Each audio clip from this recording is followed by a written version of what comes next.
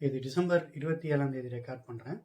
நம்ம நேற்று நைட்டு நம்மளோட முன்னாள் பிரதமர் மன்மோகன் சிங் காலமாயிட்டாரு அப்படிங்கிறத கேள்விப்பட்டிருப்பீங்க.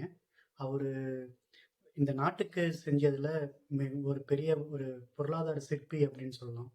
இந்தியா பொருளாதார கஷ்டத்தில் இருக்கும்போது அவர் ஆர்பிஐ கவர்னராக அவர் எடுத்த நடவடிக்கைகள் ஆகட்டும், அப்புறம் நிதியமைச்சராக பிரதமரோட வற்புறுத்தல் மூலமாக அவர் நிதியமைச்சராக ஆனாலும் கொண்டு வந்த செயல் திட்டங்கள் மூலமாக கிடைத்த விளைவுகளால தான் இன்னைக்கு இந்தியா பொருளாதாரத்தில் ரொம்ப ஒரு வளர்ந்து வர நாடாக இருக்கு அப்படிங்கிறதுல எந்த ஒரு மாற்று கருத்தும் இல்லை. அதே மாதிரி அவர் கொண்டு வந்த திட்டங்கள் எல்லாமே ஒரு அப்ஜெக்டிவ், ஒரு அவுட்கம் பேஸ்டா, ஒரு அப்ஜெக்டிவ் அண்ட் கீ ரிசல்ட்ஸ் வச்சு கொண்டு வந்தார்.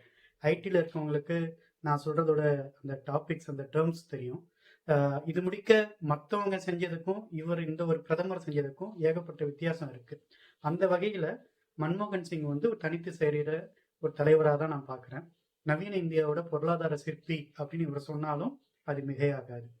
அவரோட மறைவு இந்திய நாட்டுக்கு ஒரு மிகப்பெரிய இழப்பு, இந்தியாவோட வளர்ச்சிக்கு ஒரு மிகப்பெரிய இழப்பு அப்படிங்கிறதுல நான் உடன்படுறேன் அந்த கருத்துக்கு.